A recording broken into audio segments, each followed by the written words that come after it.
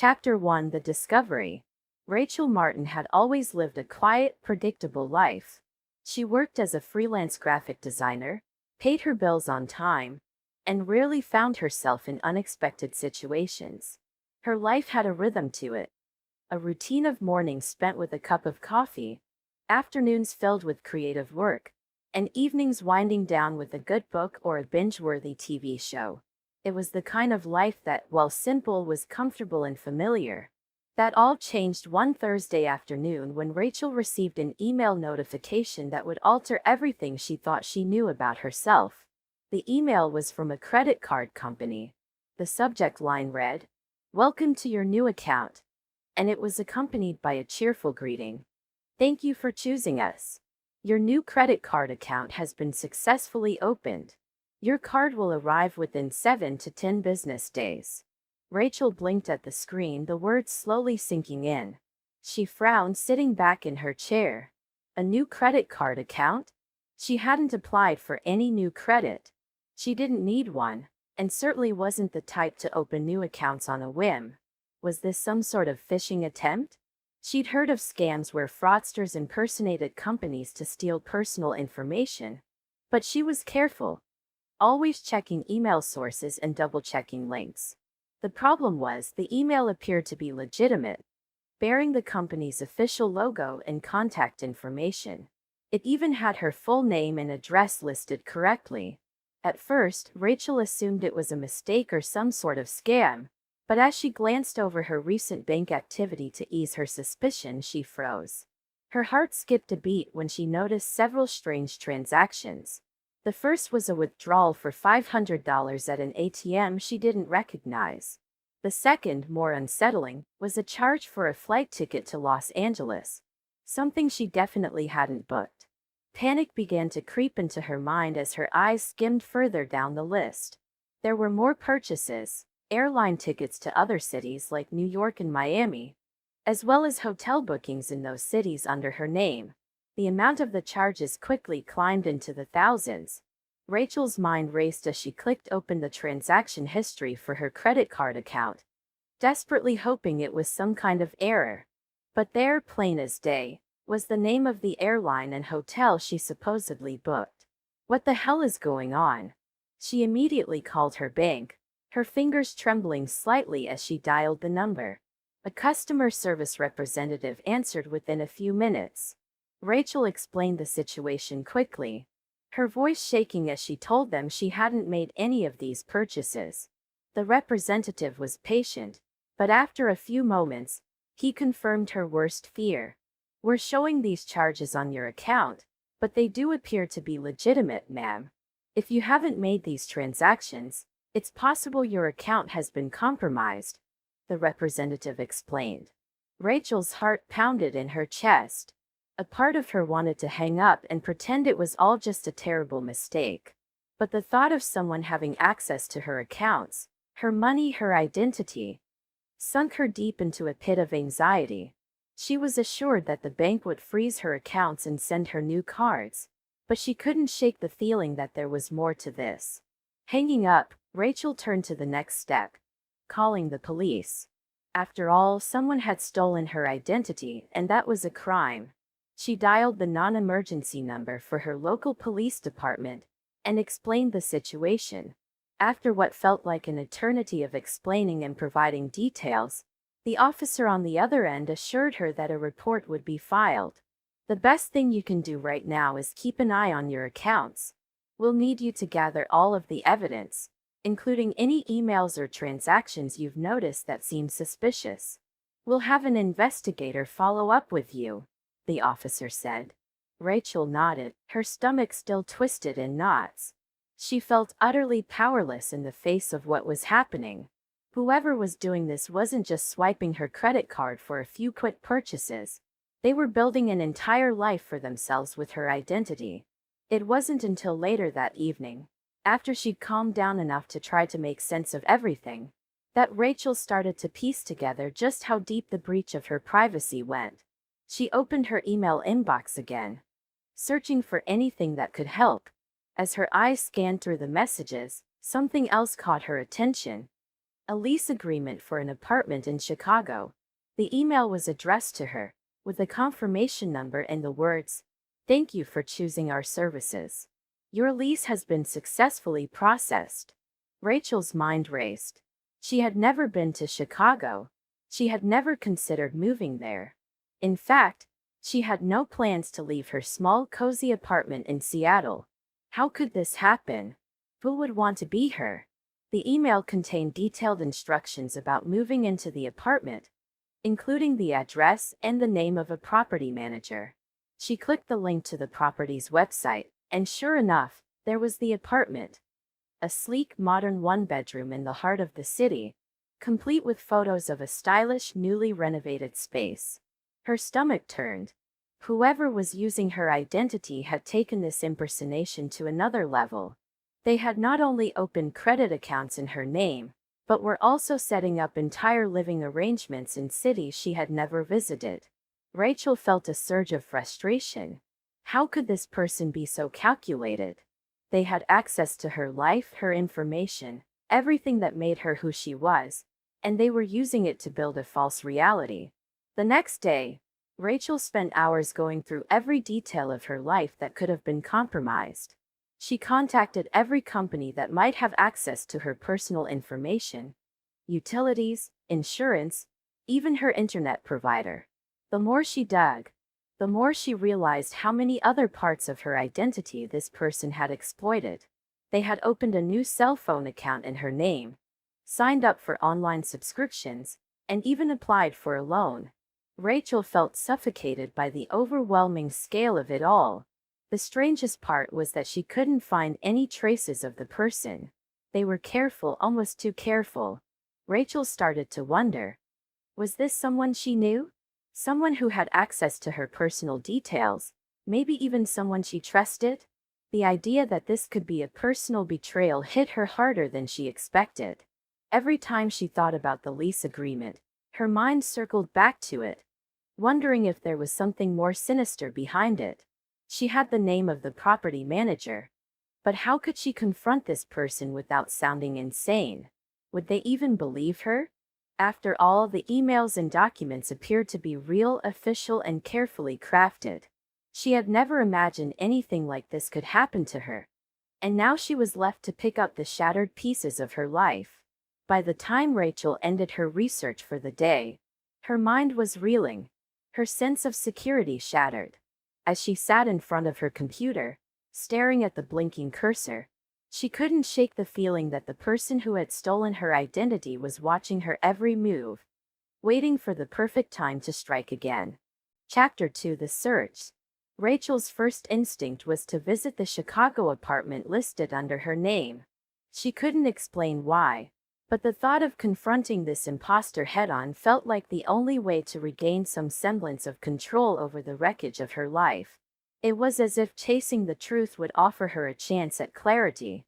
With each passing day, the anxiety only grew, twisting deeper into her bones, making her feel as though she was suffocating in her own skin. With a mixture of fear and simmering anger churning inside her, she grabbed her suitcase and boarded the next available flight. The weight of the mystery, the idea of someone else wearing her identity like a second skin, made her want to lash out at the unknown forces at play.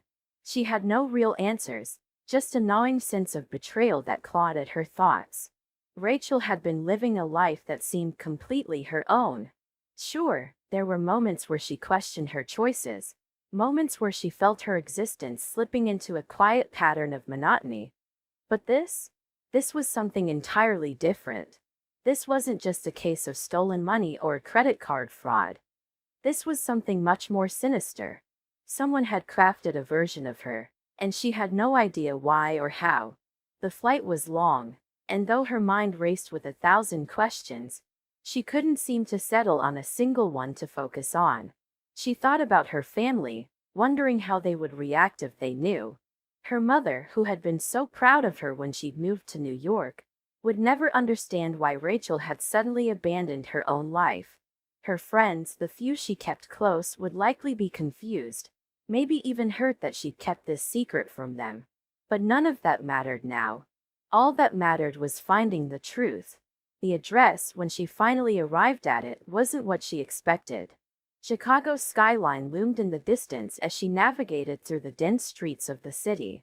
The building was old, its bricks weathered by years of neglect. It didn't look like the apartment she had imagined when she'd first seen the listing online. A sleek modern space that fit the version of Rachel Martin she knew. Instead, the place was a relic, an artifact of the past, just like the life she was trying to reclaim. Rachel stood in front of the building for several minutes, her gaze fixed on the apartment complex. She couldn't help but wonder if this was some sort of elaborate prank, a cruel joke someone had played on her. But as she stood there, staring at the unassuming exterior, she couldn't shake the feeling that what she was about to face was far from a joke. Taking a deep breath, she made her way inside, hoping that her instincts were wrong. The lobby was dimly lit and smelled faintly of mildew. A few scattered tenants walked past her, nodding or ignoring her entirely.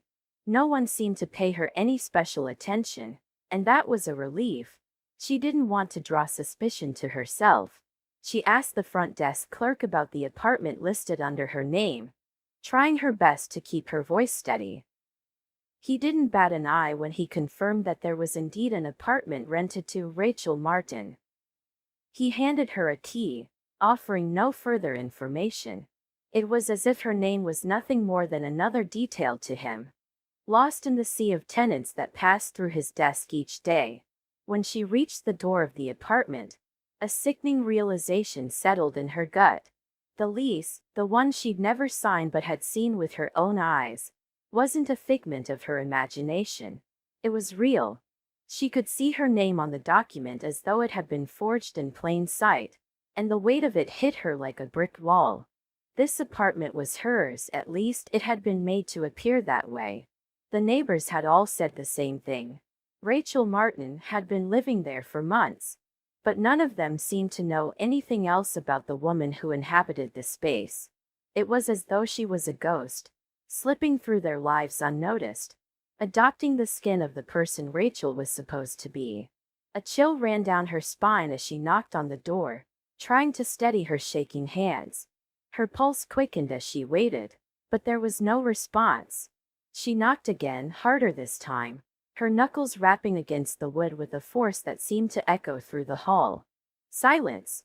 It felt like the entire world had been swallowed whole by this moment, and Rachel stood there, unsure of what to do next. She peered through the small window next to the door, straining her eyes to catch a glimpse of anything that would offer her a clue. The interior of the apartment appeared normal at first glance. Furniture neatly arranged, a few paintings hanging on the walls, but something about the scene unsettled her. As her eyes scanned the room, they landed on a collection of framed photos on a shelf. At first, Rachel didn't think much of it. But then, her gaze fixed on the faces in the photographs. The woman in the pictures was tall, blonde, and strikingly confident. She was posing in different settings, as though she had lived in this apartment her whole life. Rachel's heart pounded in her chest as she realized the truth. This wasn't just an imposter living in her apartment. This woman, whoever she was, had taken her name, yes, but she had taken something else too. She had created a version of Rachel Martin, a life that bore no resemblance to the one Rachel had built for herself. Who was she? How had she managed to infiltrate Rachel's life so completely? These were the questions Rachel couldn't stop asking herself. And yet, the answer seemed just out of reach, like a shadow flickering on the edge of her perception. She had to know. She needed to know. Rachel stepped back from the window, her mind racing with 1,000 thoughts, none of them coherent. As she stood there, contemplating her next move, she felt a tremor of unease ripple through her. What if the woman inside knew she was coming? What if she was already aware of the search Rachel had begun? Aware of the threat this woman now posed to everything she had built? Before she could second-guess herself, the sound of the door unlocking broke through the silence. A rush of adrenaline flooded her veins as the door creaked open.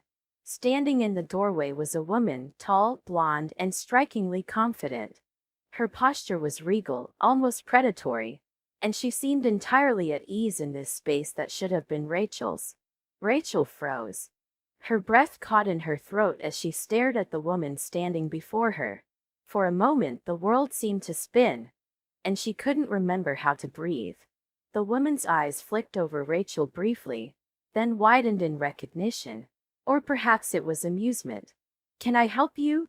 she asked, her voice smooth like honey, but with a bite hidden underneath. Rachel's words caught in her throat. This was the imposter.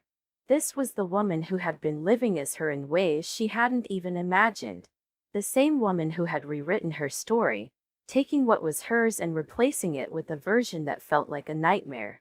For the first time in months, Rachel finally felt the weight of her own identity, and she realized that everything she had known, everything she had taken for granted, was a lie. Chapter 3: The Confrontation. Rachel didn't hesitate. Her body acted before her mind could catch up with the gravity of the situation. She pushed the door open, almost tearing it off its hinges, and stepped into the apartment with a determination she hadn't known she possessed. Her heart pounded in her chest, and her fists clenched at her sides. She had come too far, spent too many sleepless nights obsessing over the mystery of her stolen identity, to stand outside anymore, wondering what might happen. "Who are you?" Rachel demanded, her voice louder than she intended, cracking with the intensity of her emotions. Her mind raced, frantically trying to process what was unfolding before her. This woman, this stranger, had taken everything. Her name, her identity, her life. And now Rachel had finally found her. The woman, her imposter, turned sharply at the sound of the door. Her reaction was swift, but it wasn't one of fear. It was one of something Rachel couldn't immediately place. Startled? Yes, but not frightened. The woman studied Rachel for a long moment, her expression unreadable. Then, just as quickly, she smirked, as if amused by Rachel's outburst. "I was wondering when you'd show up," she said, her voice laced with a tone of mockery, but also a strange sense of familiarity. It unsettled Rachel in ways she couldn't fully explain. Rachel's stomach tightened as the words reverberated in her ears. The woman knew who she was, or at least she seemed to have expected her. Her mind raced. How could she have known?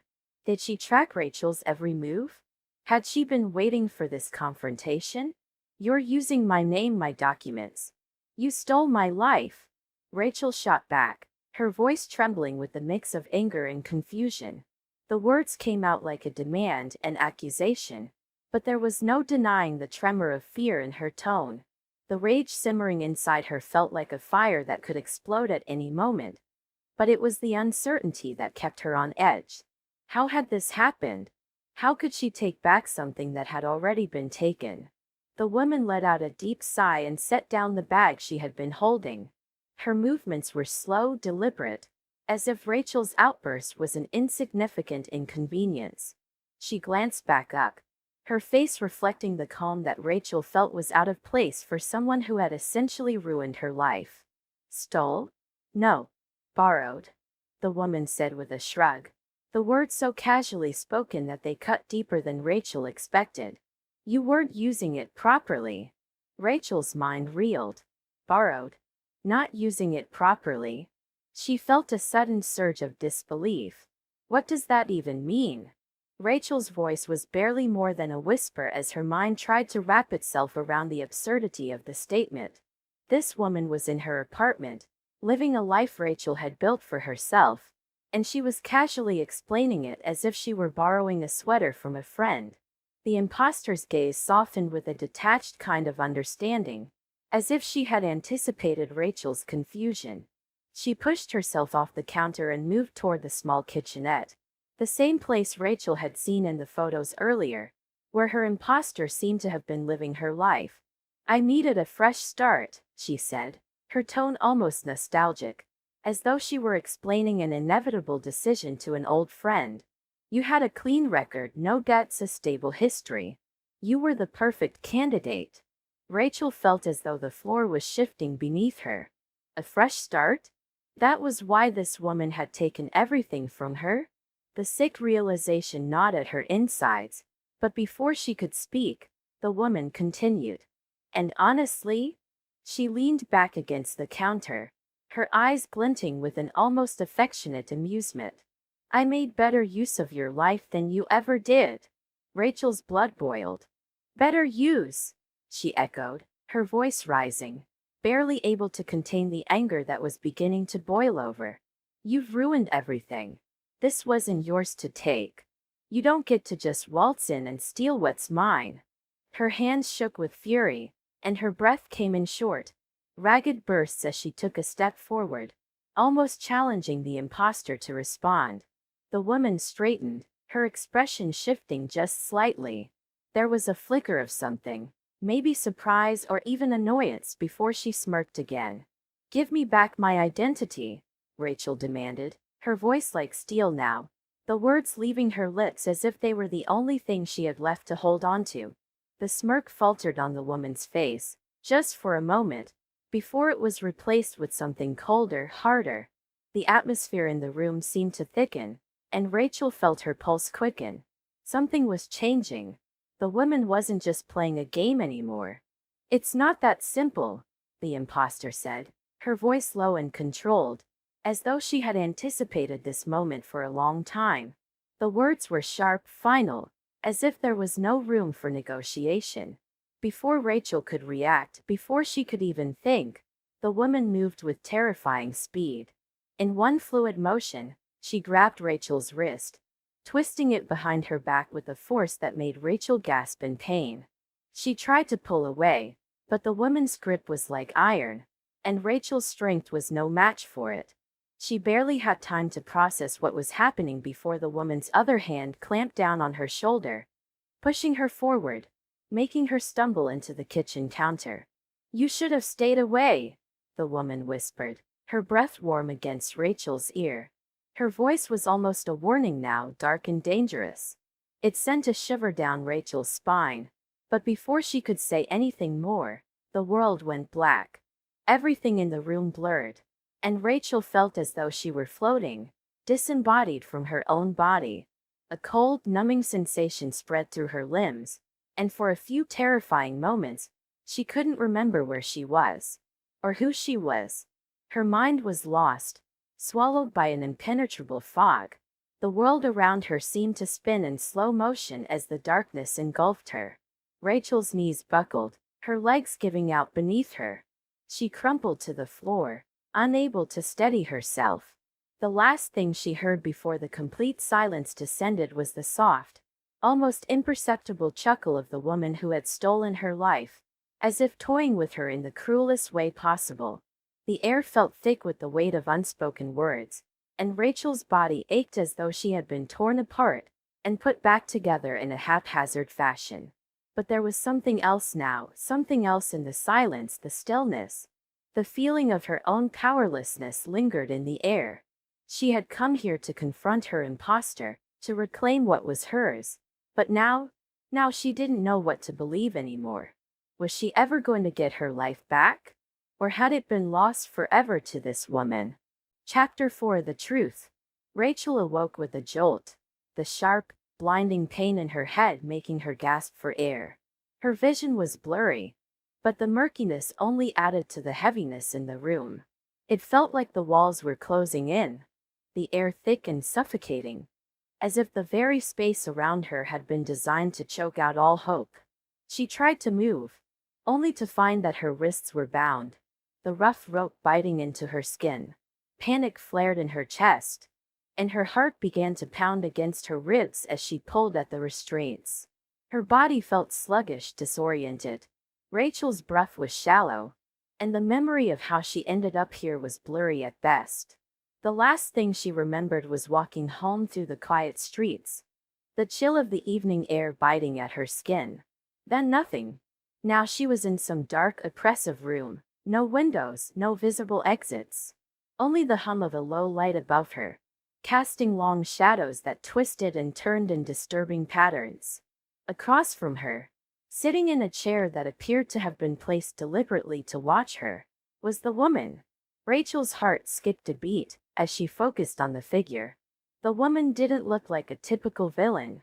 She wasn't dressed in dark, intimidating clothing, or sporting the usual sneer of someone who reveled in power.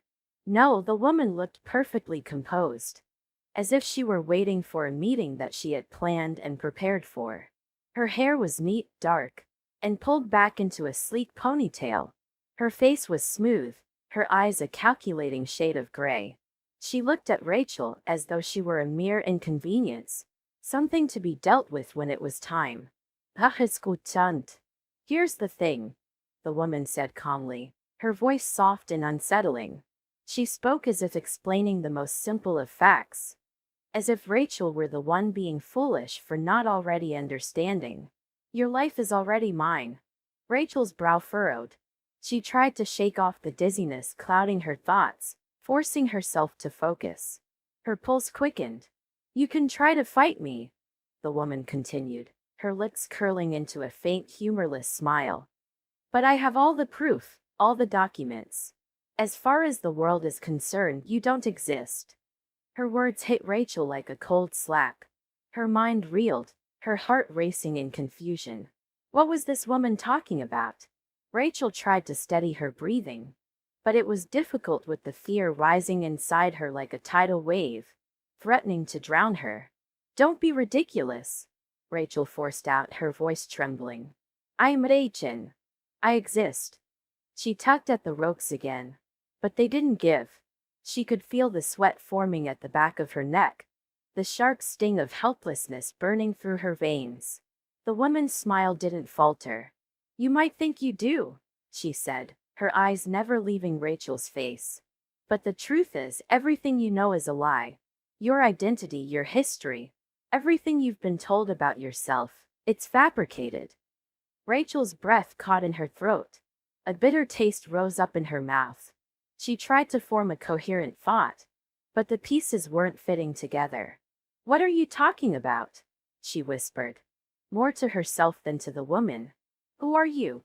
The woman tilted her head slightly, as if amused by Rachel's confusion. I'm the one who has all the answers. The one who pulled the strings. Your entire existence is part of a game, Rachel. A game you didn't even know you were playing. Rachel's mind was reeling. This couldn't be happening. This had to be some sick joke. She had a life, of family, friends, a future. Stop lying, she shouted, her voice breaking. I'm real. The woman leaned forward slightly, her gaze narrowing with something like pity. The documents are real, Rachel.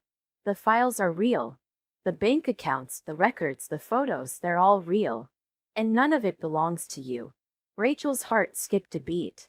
The woman's words sank into her chest like a weight, pressing her down. She tried to recall the things she'd never questioned before. The small, nagging inconsistencies in her life. The times she had thought something was off, like when she couldn't remember some of the places she had supposedly lived, or when people she should have known acted like strangers. But none of it made sense, not like this. Her entire world was slipping through her fingers, crumbling away. No, Rachel whispered, her voice trembling. That's impossible. The woman's expression softened, but only slightly, as though she was indulging in a moment of grace for someone who didn't yet understand the full weight of their situation. I'm afraid it's very possible. You see, Rachel, your life was stolen before you even had a chance to live it. Everything you've done, everything you've been, it was planned.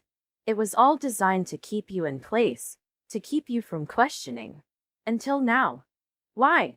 Rachel asked, her throat dry, as if she were struggling to grasp any shred of sanity in the chaos. Why would anyone do this to me? The woman's eyes gleamed with something like admiration. Because, Rachel, you were always meant for more. And I needed someone like you. Someone whose life could be shaped, molded, and then discarded when it was no longer useful. Someone who could be manipulated and controlled. Someone with the right skills, the right potential, but no idea of their true worth. Rachel's mind spun as the woman's words sank deeper into her bones. But I don't remember. I don't remember anything. The woman leaned back in her chair, her posture relaxed, her fingers tapping lightly on the armrest. That's the beauty of it. We made sure you wouldn't. We erased your past, erased everything that could make you question who you were. It was easy to erase the memory, harder to suppress the truth. But I knew one day, you'd start asking questions. You'd start noticing. And when that happened, I would be ready. And now, here we are. Rachel struggled to process it all. It was like a nightmare. But no matter how much she told herself she'd wake up, the reality of her situation remained unchanged. She had no memory of any life before what she could remember. Had it all been a lie? Had she never been Rachel at all? Her mind felt like it was being torn in two.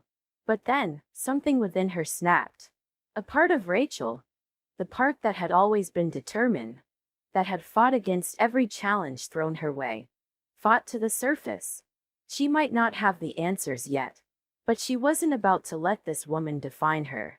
Rachel looked up at the woman, her eyes hardening with resolve. You're wrong. I exist. I've existed all along. You might think you control me, but I'll get out of here. I'll find the truth. And when I do, I'll make you pay. The woman's expression didn't change. Oh, I'm sure you will try, she said, her voice cool and unfazed. But as I've already told you, Rachel, I've already won. Rachel clenched her fists, pulling at the ropes once again, the panic now fueling a fire of defiance. The room may have been small, the air heavy, but there was one thing this woman couldn't take from her: hope. She was alive, she was Rachel, and as long as she was breathing, she would fight to reclaim her life. Don't be so sure, Rachel muttered through gritted teeth. I'm just getting started.